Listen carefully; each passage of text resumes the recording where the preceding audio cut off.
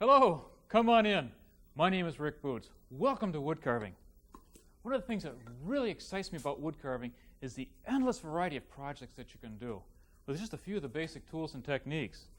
And I'd like to take just a minute and show you some of the pieces we're going to be doing in the next few weeks. One of my favorite projects is this Adirondack guide carrying his boat. These were boats. This design was perfected nearly a century ago, and they're really neat little boats. It makes a fantastic carving. Another project we'll be doing is this Bavarian old-style St. Nicholas. The beauty of these carvings is all you really need to do them mostly is just with a knife, a piece of wood, and a place to sit. And for the place to sit, we're going to be doing this Swiss country-style chair. It's just made with a couple of pieces of wood that are fitted together, and then we'll be doing some chip carving along the back and doing some rosettes for decoration. And it turns out to be a very comfortable chair. You can just sit there and do your whittling.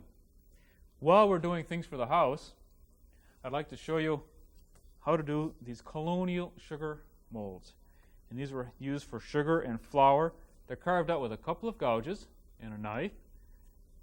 And they're really a lot of fun, and they're handy to use too. And while we're doing things for the kitchen, I like to do a couple of butter molds. This is an old European style springerly mold, and it's carved out with a knife and then a couple of gouges to decorate it. And this is another style. This is one where the pattern's on here and it's just rolled out into the dough to make these cookies. And this is a type of a custom that went back centuries and centuries and centuries.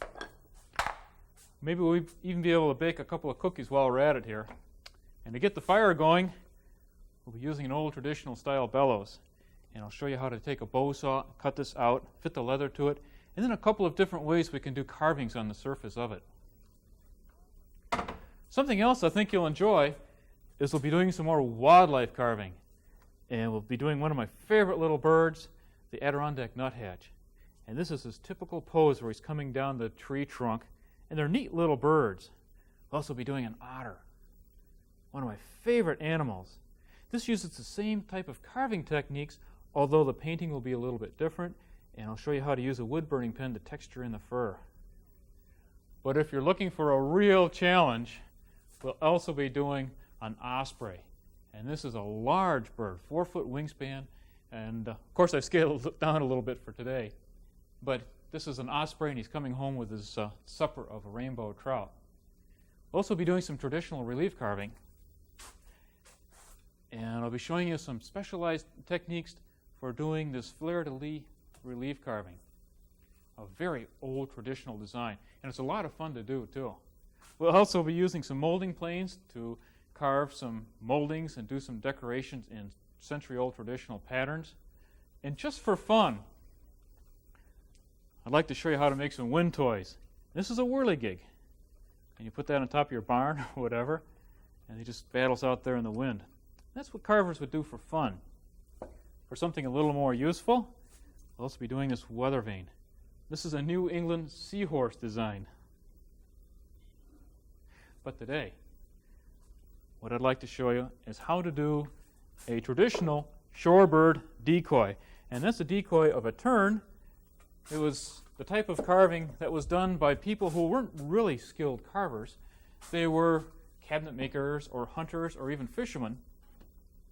And they used a lot of, well, primitive carving tools. And that's what I'd like to try and recreate today. And I've got my hatchet here, and I'm using it to rough out the shape of this bird. See, these people didn't have a lot of carving tools around. Usually what they do is just whatever type of furniture tools or carpenter tools that they might have had around the barn. But they didn't use a lot of fine carving tools, but yet they were able to create some very nice looking carvings. Things today that are highly prized as folk art. This is a type of hatchet that they would have used in the 1700s. And one of the things that makes it unique is the way the blade is cut way back for a notch up here. This way your hand can fit back here behind the center of balance. It gives you a very nice, comfortable feel to it. This particular hatchet I'm using isn't European, because they stopped making those in Europe a couple hundred years ago. This particular one is made in Japan. And one of the things I really enjoy doing is collecting different tools and being able to use them for actually doing the carvings. I think that looks pretty good. I don't want to take that down too far. Now I think we'll smooth it off using another old tool called the drawknife. Let me move Mr. Bird here.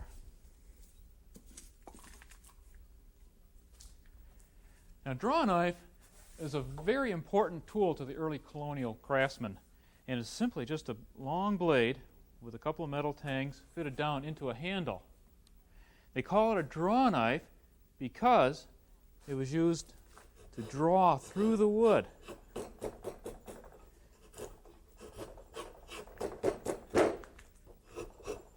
This is a very important tool to the early Americans. They used it for making shingles, used it for shaving down spokes for wagon wheels, for trimming down beams, even used it in furniture building. And of course, decoys too.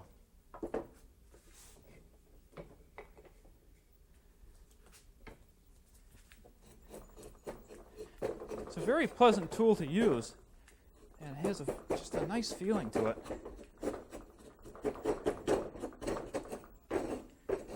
Take off a lot of wood very quickly with it. See, these people weren't really interested in a lot of realism in their decoys. They didn't need it. They were very adept at knowing just how much detail and how much shape they needed to put into their carving in order to fool the bird. And they were quite good at it too. This decoy is of a bird called a common tern. And these people, whether they be fishermen or carpenters or whatever, they would also make money by being what they call market gunners or market hunters. And this was something that was very popular along the eastern seaboard in the Northeast back in the 1870s and 1880s. Now the tern wasn't used for food as such. Instead, the feathers were very popular with ladies' hats. So they were hunted for making hats with. I'll just put this in another way here. I'm going to be using these bench dogs to grip it. The old craftsman bench was a very important tool in itself. And these little metal pegs are called dogs, and they hold a piece in there. You have to make sure you put them down far enough so that your tool doesn't run into it, because even then it'll put a nick in your cutting edge. Anyway, as I was saying, these guys were very good at bringing the birds in. And they had some interesting equipment that they would use for hunting too. They had large shotguns, almost the size of a cannon. They'd have like a 2 or 3 inch barrel, and they could bring down maybe 50 or 60 ducks at a time. Now these people weren't really doing anything illegal at the time. Just at that point in American history, they thought there was virtually an unlimited supply of wildlife. And so they saw absolutely nothing wrong with going out and shooting 500 or 600 ducks in a day. Well, it didn't take very long at those numbers before people started getting concerned. And in the early 1900s, legislation was passed to start protecting the wildlife more. And finally, about 1919, most all of these types of decoys and duck decoys were outlawed, or at least restricted.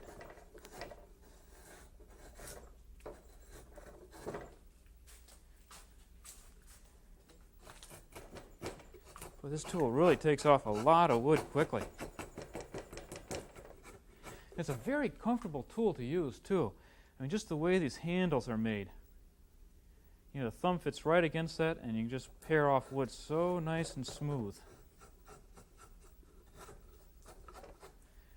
Well, I think that looks pretty good.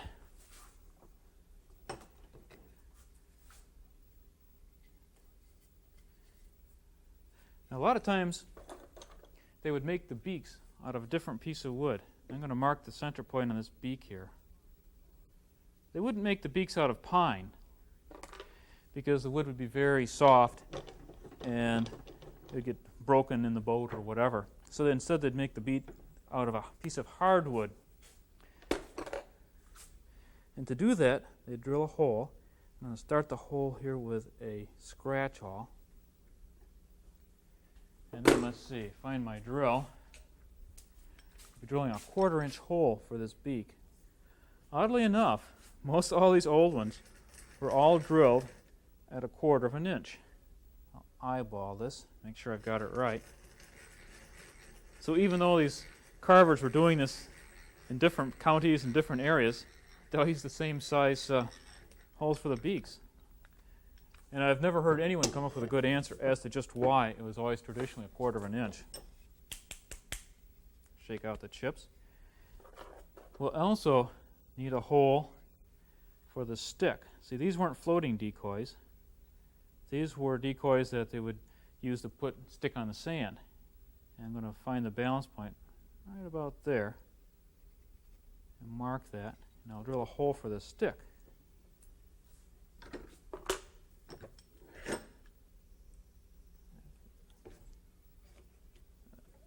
Tighten him down a bit. There we go. This is kind of a fun project because you can just play around with it and just use these different tools. And it's fun recreating some of these old pieces. I'm going to bring that down about 1 inch or 1.5 inches. They weren't very precise on their measurements. All they really wanted was just something to fool the bird. And they were able to do some things that behavioral scientists have been studying for decades after that. They knew just how much detail was necessary to fool the bird. And that'll be the stick, and then you just put that in the sand or whatnot. I'm going to take a minute and pare down this beak just a bit. So now I drilled the hole first because if I had this thinned down to the point that I need to go finally, and if I were to drill that hole, it would be so thin that it would easily split. I'll just round that down a bit. And come around here.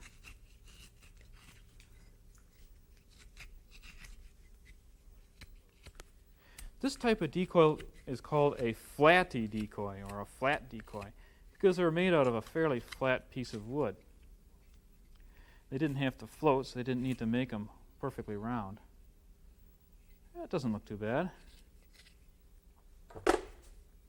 I think we're on our way. But you know what the problem is?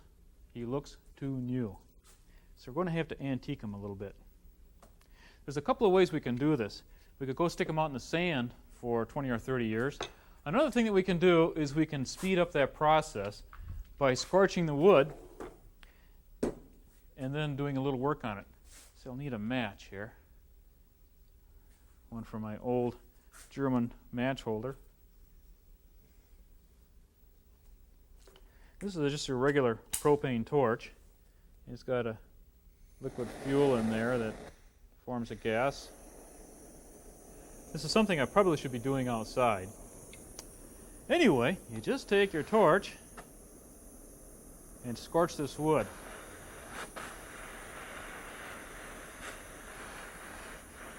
Now you don't want to get it so hot that you lose it completely. Turn them down a little bit there. We don't want to lose our bird. Now that's why I didn't put the beak in, because when I'm doing this, that beak would be so thin, there's a good chance I just lose it completely. Look at that, instant antiquing. I can't believe I'm doing this. I suppose if somebody just joined us right now, this might look a little weird. This isn't a cooking program. This is a decoy we're roasting here. You don't want it charred, just to a nice medium brown. Decoy flambe. What we're doing is, by scorching this wood, we're softening the parts between the annual rings. And the annual rings themselves are getting harder. So basically what we're doing is just duplicating what nature would do, except we're doing it in a few minutes.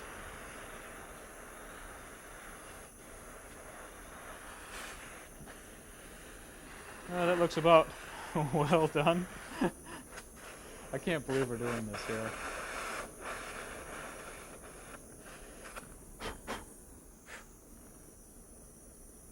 One well done decoy. Now I'm going to put him down to cool for a minute, and then I'll show you how to whittle out the beak. I'm going to measure this off, and this will be about 2 inches long. We'll give an extra ½ an inch to fit inside the head there. And then just whittle this down. Now remember the other day I said don't use your whittling knife like this. Well, you can't get much control, but then we're just an old decoy maker here today, and we don't need much control. This is just like sharpening a pencil. And we just need to bring this down to a point. This wood I'm using here is birch, which is a much harder wood than the pine that I use for the decoy. And of course the old decoy makers would use pine because it was a very soft wood, it was easy to work, and it was fairly weather resistant. That looks close to a beak. Now I'll need a saw to cut that with. Let's see. This is a nice little saw, nice and handy. This incidentally is a Mediterranean style saw. And this was sent to me by my friend Tim Ephraim. And this was a saw very similar to what his dad used to use. His father was a Greek wood carver. He used to carve in Greece. I'm using it today because it's a nice light saw and it cuts through the wood well. But I like collecting these old tools. I like finding them. There's really a nice feeling of satisfaction in using a tool that's really well fitted to your hand. I mean, this one here has got this grip. It's very comfortable. It cuts on the pole stroke, a lot like the Japanese tools. And I think what really intrigues me about this particular saw is my friend Tim was telling me that he was at a museum in Pompeii in Italy. And in the ruins, they found a saw blade identical to that. I mean, that saw has been used like that for over 2,000 years. I suppose once you get a design that works, why change it? That's what's fun, is to use these traditional tools and use different tools and see how they feel in your hands. Okay, and that'll be how the beak goes. Now to finish our antiquing, now that this guy has cooled down a bit, we need a wire brush. Where did I put my wire? Here it is. And we just take a regular stiff house scraping brush and then just brush this with a grain. Let me take my beak out. Just brush this with a grain. And this will wear away those softer parts of the wood that we've charred off. Dust things down a bit. Let's see how this guy looks. Put him on a stick. And we'll put his beak in. And you just go stick him right in the dirt. Now for a mounting, I've also got a piece of, well, it's a piece of old firewood. I've got, just took out my wood pile, and you can set that in there and have it to sit on a shelf or whatever. Now for painting, I would like to do a little bit something different today. We'll use some acrylic paints and a little bit of water. I'm going to use these because they dry fast. It's not exactly your traditional paint. Of course, they'd use whatever they had around. House paints, paints from a boat, anything. I'll clear the decks here. One thing I don't want to drop paint on my nice old tools, or new tools either for that matter. Now this bird, as I said, is a common tern, and the colors are basically white and blue, or white and gray. And this color of gray is made with using a little bit of blue and a little bit of burnt umber. And you mix ultramarine blue and burnt umber together, and it gives you this really beautiful shade of gray. And I'll be using the same shade for both colors, and I'll just lighten it a little bit for one on its back. Let's see. I got a convenient painting stick here. I'll just mix these together. Look at this nice color we get coming up here. So that's the shade of gray we'll be using. Now, I suppose, before I get too carried away here, it'd be best for me to paint the white on first. That gets a little gray, that'll be okay. And just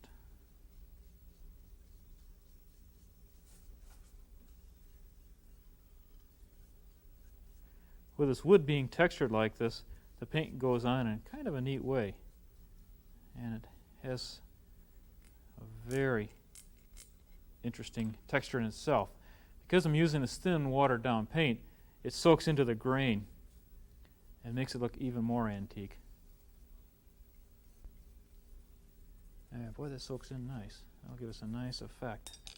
Now, take my rag and wipe off the excess here.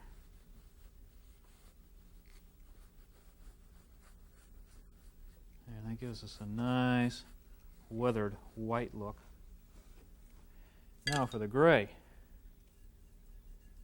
And as I got some mixed here up here with my white, I'll make the color for his back feathers.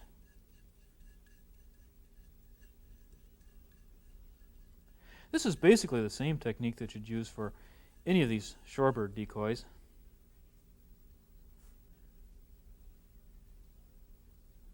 They would use them for birds like snipes and yellowlegs and all sorts of birds I don't really get a lot of in the Adirondacks, although we will see some coming through from time to time. But I knew the terns that I've seen, they're beautiful birds. This is a fun project because you really can't goof it up.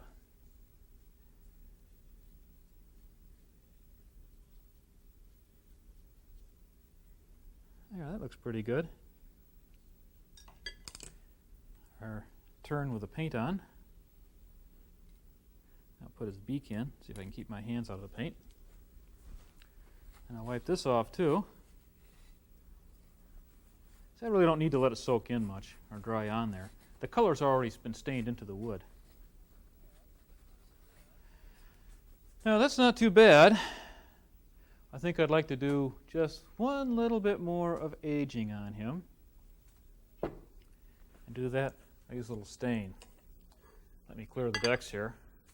There's really neat about antiquing. There's so many different things that you can do and play around with to give the effect that you want of an old piece of wood. That's one of the things that's so much fun about it. I enjoy playing with it. It's a nice break from doing some of the more sophisticated carvings. I suppose I should have an apron on for this so I don't get it all over me, but I'll live dangerously today. I'm just going to take and paint the stain right over the paint. Now that's one of the reasons I used acrylic paint on this, because it's a water-soluble paint. And you probably noticed when I was dipping my brush in the water, it thins out with water. Now the stain I'm putting on is an oil-based stain. It uses paint thinner or mineral spirits for its solvent. Okay, that won't dissolve this paint that I put on the acrylics. So I can just put one right over the other, and I don't have to worry about the paint running or smearing.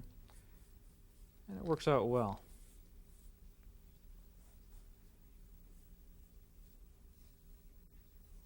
There. Now, I'll take my rag again, just wipe this guy down.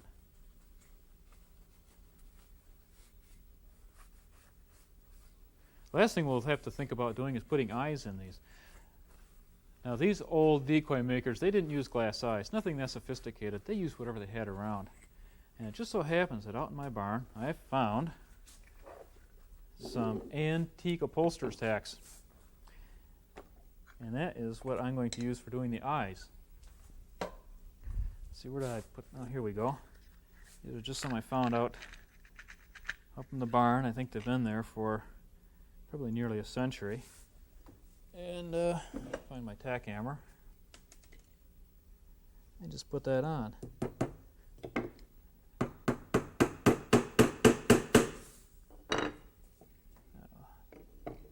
Flip them over.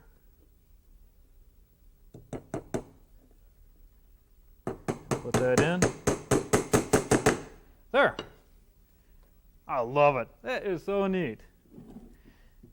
And to show this guy, all you need to do is put him on a base like that or hang him on the wall. It makes a fun decoration. It's kind of neat to have around.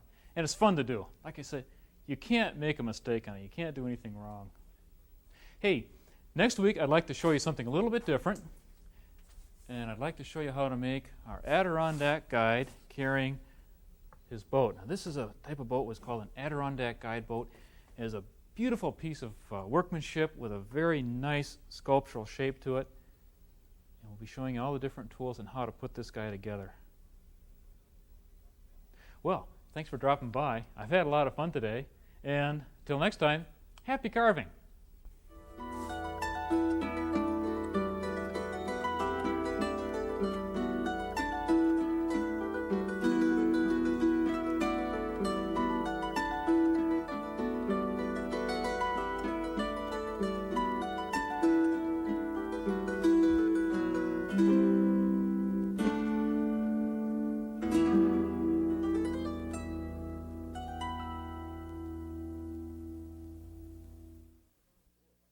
How to Carve Wood, a book of projects and techniques by Rick Butz, is available by calling 1-800-950-WMHT. With more than 200 pages and over 400 photographs and illustrations, including patterns for some of the projects in the series, this companion guide presents important woodworking techniques. For your copy, call 1-800-950-WMHT. The cost is $17.95 plus handling. Please have your credit card ready when you call.